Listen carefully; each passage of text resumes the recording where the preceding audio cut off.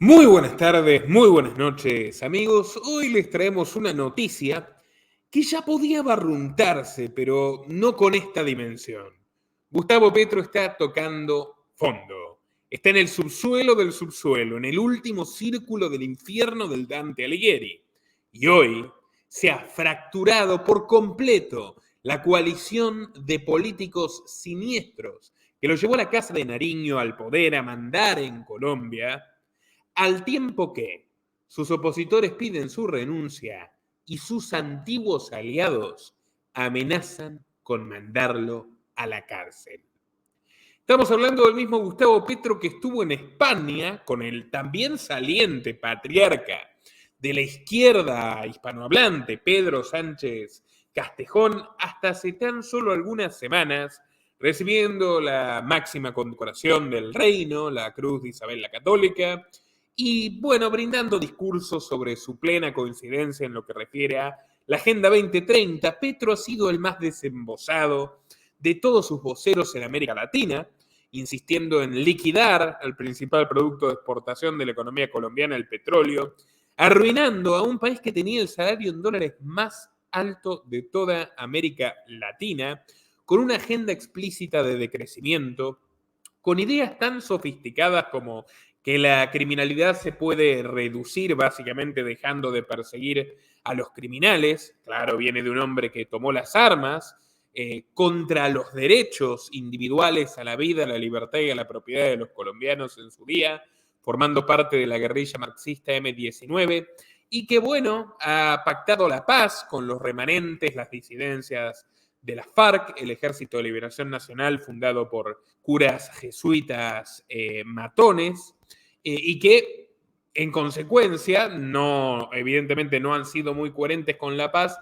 Ya lo hemos abordado recientemente junto a Nicolás Martínez Laje, se han lanzado a robar vidas inocentes, que es lo único que saben hacer en las últimas semanas. Estamos hablando del mismo Petro cuyo hijo Nicolás cobraba en bolsas los aportes en cash de importantes narcotraficantes. Su hermano Juan Fernando también, él los negó a ambos. Comenzó una persecución contra el fiscal general de Colombia que los investiga, que ha tenido que mudar a su familia fuera del país por miedo a las represalias de este gobierno de Colombia humana, cuya vicepresidente, Francia Márquez Mina, por cierto, de una familia de ricos mineros, por más que ha mentido pobreza en la campaña, viaja a África abiertamente auspiciada por la Open Society George Soros y acometen o intentan acometer una profunda reforma de ingeniería social en este hermoso y castigado país hermano que es el corazón de América Latina. Estamos hablando de un aliado de Alberto Fernández, de un aliado de Boric, del preso Pedro Castillo, un gran amigo y aliado de López Obrador, que al igual que Sánchez ya lo recibió como si fuera presidente cuando todavía era candidato, de un aliado de Lula, de un lacayo obediente de Joe Biden y además de un hombre que ha contribuido a blanquear a Maduro. Gustavo Petro ha hecho muchísimo para que se relajen las sanciones a Venezuela, ha restablecido desde el primer día las relaciones diplomáticas, pero qué casualidad, uno de sus principales aliados, a quien mandó de embajador a Caracas, le está clavando una puñalada por la espalda. Petro, más allá de su partido izquierdista, llegó al poder gracias a políticos, entre comillas, liberales, conservadores, exuribistas, todo el espectro de la vieja política colombiana que oportunistamente se sumó para darle gobernabilidad. Pero ahora esto le ha estallado en la cara. Y como si no fuera suficiente con todo lo anterior, tenemos al señor Benedetti diciendo que si él habla se van todos presos. Vamos a poner contexto, hagámoslo con un brevísimo artículo de la BBC. Les voy a compartir pantalla para que puedan verlo al igual que yo. También hemos hecho documentales en esta casa, 2 sobre Petro, 1 sobre Francia Márquez, aproximadamente entre todos sumaron unas 800 o 900 mil visitas en su día. Vamos a estar republicando lo de Petro muy pronto, porque recordarán cuando tuvimos las desavenencias ya resueltas con YouTube, todo ese contenido se fue y ahora está disponible en patreon.com/Nicolás Moraz. Pero bueno, ¿qué es lo que está pasando ahora en Colombia? ¿Cuál es este nuevo golpe mortal e inesperado para toda la mafia izquierdista del Foro de Sao Paulo y en general de Occidente. Petro, Benedetti y Sarabia, 3 claves para entender el escándalo que produjo el quiebre del presidente de Colombia con su círculo íntimo. Así titula la famosa agencia de noticias británica. Sus 2 antecesores más cercanos durante el último gobierno, Laura Sarabia y Armando Benedetti, salieron del gobierno el viernes como resultado de un escándalo que incluye dólares en efectivo, insultos, traición, polígrafos, detectores de mentiras, escuchas telefónicas y la sospecha de que la campaña fue ilegalmente financiada. Agrego yo, y por tanto Petro es un presidente ilegal e ilegítimo, pasible de destitución. Sigo. El domingo se divulgaron unos audios de Benedetti, un viejo operador político colombiano enfurecido con Petro y Sarabia. Dice, entre otras frases sensibles, nos hundimos todos, nos acabamos todos, nos vamos presos, acabamos toda la hijueputa verga. Ese castellano hermosísimo, y lo digo sin ninguna ironía, hermosísimo, que se habla en Colombia y que nos remite a las novelas de García Márquez o de Fernando Vallejo. Bueno, aquí lo pueden escuchar por ustedes mismos y leer, pueden leer los subtítulos. Producto de una investigación de la prestigiosa revista Semana.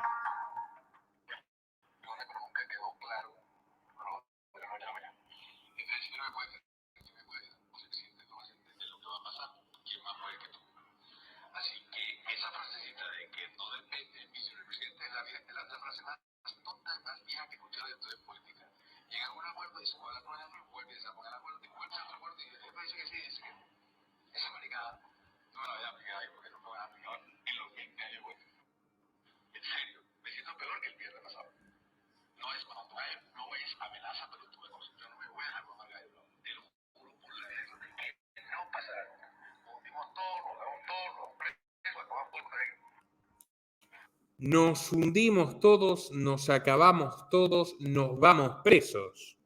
Esto levanta muchas suspicacias viniendo de un gobierno que venía a transformar la institucionalidad, pero ya se ve que lo ha hecho con dinero del narcotráfico y además levanta muchísimas sospechas sobre la posibilidad de que se hayan amañado las elecciones con las cuales Petro llegó al poder, porque entre la primera y la segunda vuelta consiguió 3 millones de votos sospechosamente provenientes de la costa, que Benedetti se arroga haberle conseguido. Bueno, ¿conseguido cómo? Tal vez si lo cuenta, como dice él, terminan todos presos. Bueno, Benedetti había asegurado que los audios fueron manipulados, lo cierto es que la revista Semana lo niega, y es altamente probable que se trate de su voz y de que esto sea así. Hace 10 meses, el ex guerrillero y parlamentario Gustavo Petro se convirtió en el primer presidente de izquierda en la historia del país, dice la BBC.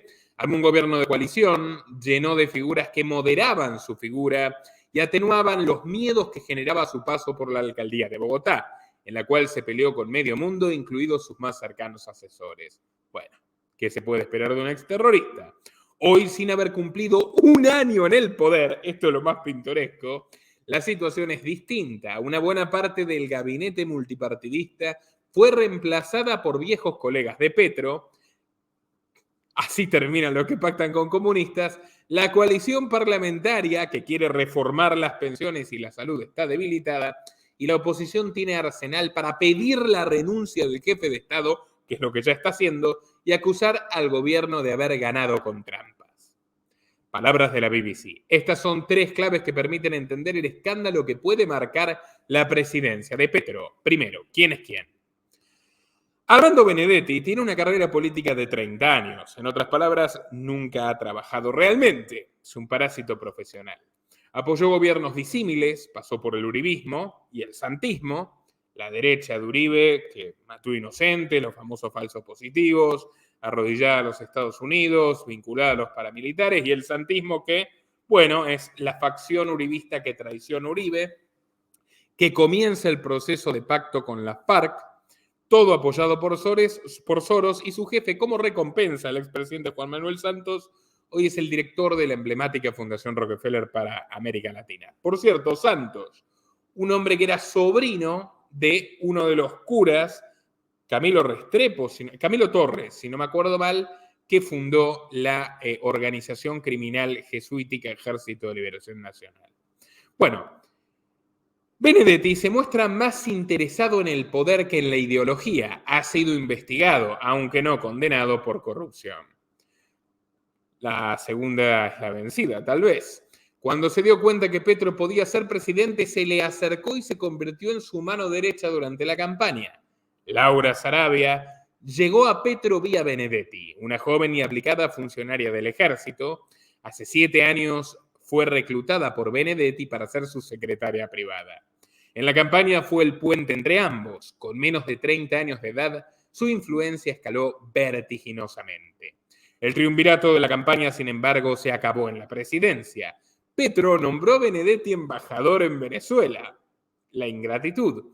Encargado de restablecer unas relaciones marcadas por la negociación de paz con la guerrilla del ELN. Por supuesto, Venezuela históricamente ha cobijado, desde que Chávez llegó al poder, a todos los terroristas y asesinos del pueblo colombiano. Sarabia, en cambio, pasó de secretaria privada a jefe de gabinete, puesto clave. Las dos crisis de ministros de Petro en febrero y abril revelaron su poder, sus maneras y el hecho de que nadie tenía tanta influencia sobre el presidente. Estamos ante una Rasputina colombiana en toda regla. A la ecuación del escándalo se añade Marelvis Mesa, una niñera que trabajó primero con Benedetti, quien la despidió por un supuesto robo, y luego con Sarabia. Una declaración de Mesa hace 7 días a la revista Semana, acusando a Sarabia de secuestrarla e interceptarle el teléfono a cuenta de otro supuesto robo, desató este escándalo. O sea, literalmente, Sarabia, el gobierno de los pobres, el gobierno popular, secuestró a su empleada. Bueno, en línea con lo que hablamos en el último noticiero nominado junto a Nicolás Martínez Laje del concejal español, del político socialista español que secuestró una concejala con consentimiento de la alcaldesa y que vuelve a presentarse a candidato pese a que está imputado. Increíble. Estas cosas pasan en el mundo de la política, que como bien sabemos los liberales y los libertarios, es el mundo del crimen organizado en su máxima expresión. Y sin excepciones. Bueno, ¿cuál es el segundo apartado que resume la BBC? Los detalles del escándalo. Sarabia quedó embarazada en plena campaña y dio a luz casi al tiempo que las elecciones. En ningún momento dejó a un lado su trabajo, así que apenas empezó el gobierno, contrató a la vieja niñera de Benedetti a pesar del antecedente del presunto robo. En enero, Mesa se convirtió en la principal sospechosa de una investigación sobre la pérdida de $7.000 en efectivo en la casa de Sarabia. ¿Cómo era el refrán? ¿Quién roba a un ladrón? Bueno, funcionarios de la policía y la fiscalía la hicieron someterse al polígrafo, una prueba en la que se sintió nuevamente secuestrada y amenazada, en la misma sede de la presidencia, en el Palacio de Nariño, que sobra decir que es total y absolutamente ilegal, pero la jefa de gabinete agarró a la mucama, la sometió al polígrafo a 2 metros de la oficina del presidente de los pobres, los postergados y de la igualdad social. Para complicar aún más la situación, cuando Mesa ya había sido despedida por Sarabia, Benedetti la llamó y la recontrató para que cuidase a sus hijos en Caracas. Bueno, vamos a llevárnosla lejos, a la dictadura, no vaya a ser que se tiente de hablar. A esta ciudad Mesa llegó en avión privado, según reportó el conocido periodista colombiano Daniel Coronel. El miércoles el fiscal general Francisco Barbosa, quien fue nombrado por el gobierno de Iván Duque, uribista predecesor de Petro, dio una rueda de prensa en la que denunció que la investigación de este caso generó un sistema judicial paralelo, que la interrogación a Mesa fue ilegal y que las escuchas ilegales estaban de vuelta en un país traumatizado por la violación de derechos políticos. Lo que el sábado empezó como un delito doméstico, el viernes siguiente ya era un escándalo nacional. Petro anunció entonces la salida de Sarabia y Benedetti y añadió: este gobierno no intercepta ilegalmente comunicaciones de magistrados, de jueces, de periodistas y de opositores. A los opositores los cuidamos. No les puede pasar nada porque están bajo nuestra responsabilidad. No vayan a leer esto como una amenaza velada de un aprendiz de dictador. Este domingo la revista Semana esta vez publicó unos acalorados audios en los que Benedetti parece reclamarle a Sarabia que lo hayan aislado y la amenaza con dar a conocer detalles de una supuesta financiación ilícita de la campaña. Petro, el mismo domingo en la noche, negó que su campaña recibiera dinero de personas ligadas al narco, como las que rodeaban y acompañaban a su hijo Nicolás, ni mucho menos se han manejado cifras como 15.000 millones.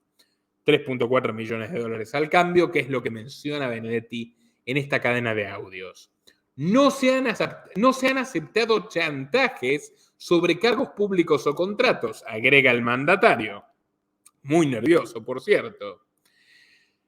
Las posibles consecuencias, finalmente, para concluir con la nota, el escándalo agarra a Petro en un momento difícil. Todos los momentos han sido especialmente difíciles para los colombianos desde que él llegó al poder, pero bueno. La aprobación de sus grandes reformas socialistas está pendiente de aprobarse en el Congreso, donde ya no tiene la presidencia del Senado ni una coalición clara, y sus negociaciones de paz con grupos armados se han ido debilitando. Bueno, pero claro, los grupos armados siguen matando inocentes, y bueno, naturalmente esto no iba a agradarle mucho a las víctimas.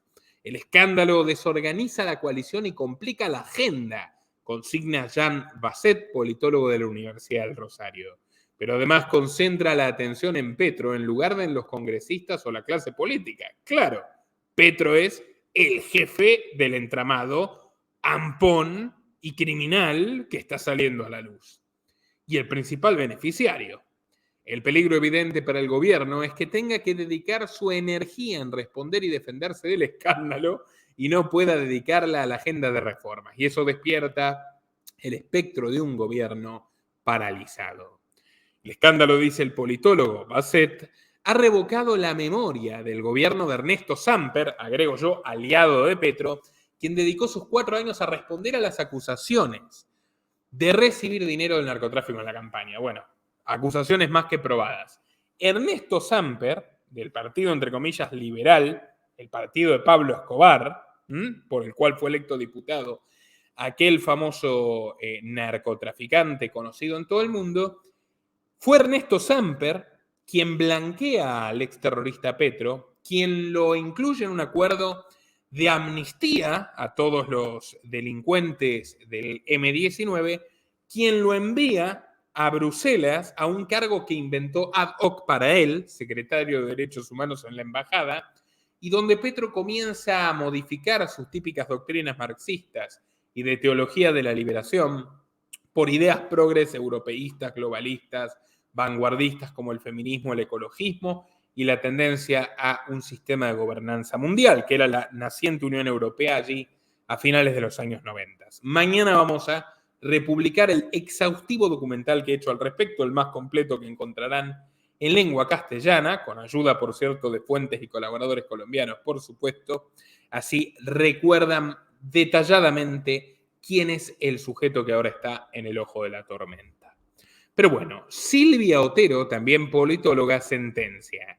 Aunque todavía no haya una sola prueba de financiación irregular, sí hay un escándalo político y con eso, probablemente, sobre todo con este fiscal, dice Otero, que es petrista, se abre una investigación en el Congreso donde Petro no tiene mayoría. Tambores de juicio político.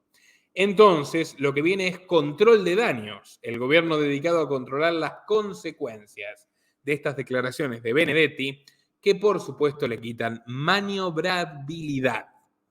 Durante su alcaldía en Bogotá, Petro se quedó solo en el poder y gran parte de la gestión se dedicó a defenderse. Él suele atribuirlo a la reacción que genera el cambio profundo e inédito que propone. Le quedan 3 años y 2 meses de gobierno. Aunque me permito añadir, y ya me dirán qué opinan ustedes colombianos, que eso está por verse. Fico Gutiérrez, el hombre del uribismo, que fue número 3, si no recuerdo mal, en las elecciones del año pasado, radicó una denuncia tras la revelación de estos audios de la revista Semana y solicita la renuncia del presidente. Motivos no le faltan, por más que toda la clase política esté signada por los mismos vicios, son especialmente estridentes. en el caso de este caballero, si se le puede decir caballero, Gustavo Petro. Muy atentos a lo que estaremos publicando mañana. Los invito a compartir esto en todas sus redes y grupos, WhatsApp, Twitter, Telegram, Facebook, absolutamente todas sus redes. Se agradece mucho su aporte. YouTube no nos está contribuyendo en nada en materia de visibilidad, realmente dependemos de ustedes.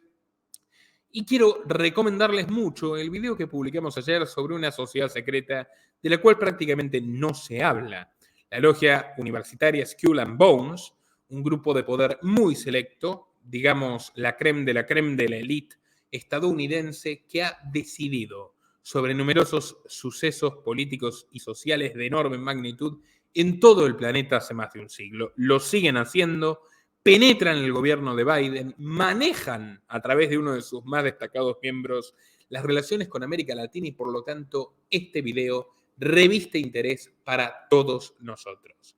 No se lo pierdan, la sociedad secreta que controla Estados Unidos estará en pantalla final para que puedan verlo. Quien quiera y pueda, contribuyan desde patreon.com/Nicolás Moraz, la opción unirte de YouTube, Bitcoin o si están en Argentina a través de Mercado Pago para que nuestro trabajo periodístico pueda seguir siendo posible. Hasta pronto.